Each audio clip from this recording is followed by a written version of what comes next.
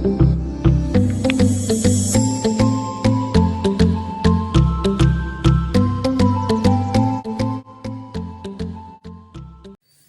students. So today under the maths we will be discussing the new chapter, that is lines and angles here.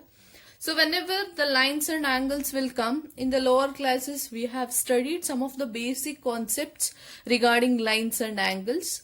So first we will discuss the introductory part on the lines and angles, then we will go with the actual concept there. The first question or first thing we have to learn is, whenever the chapter name is lines and angle, we have to know more about the line segment as well as angles there. So line segment is nothing but, you have known that a line with the two endpoints are called as line segment. That is, there has to be two endpoints, so that we'll say that as the line segment.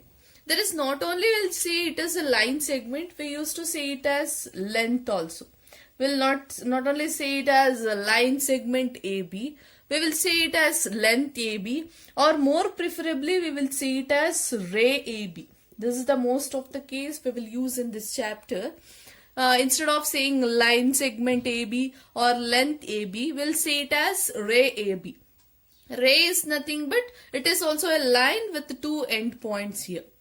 And we will denote the line segment as AB to the power bar here. That is, a bar in the upside indicates that in short form it is a line segment AB here. Now if there is only two endpoints in a given line, means we will say it as line segment. If there are three or more points are there in a given line, means we will say it as collinear points. So we will say it as collinear points, collinear line, or if they are not, then we will say it as non-collinear points here. Now we have got about the line segment. Now if they have angle is there, so what is angle? When we studied the line segment, the angle is formed when two rays originate from the same end here. You can observe there are two rays are present here. So I have already said, now instead of line segment we used to say it as rays here. AB is one ray here. If I take C, means AC is another one ray here. It is originating from the same endpoint. This A is the same endpoint here. That this angle, this is forming an angle. That is, angle is formed between or when two rays originating from the same point here. Now the ray which is making an angle are called as arms here. So you can observe AC and AB. These are making an angle. These are called as AC as well as AB are called as here arms. ARMS. So it is arms here. This AC is also a arms. AB is also an arms here. Which only applicable when it is forming an angle.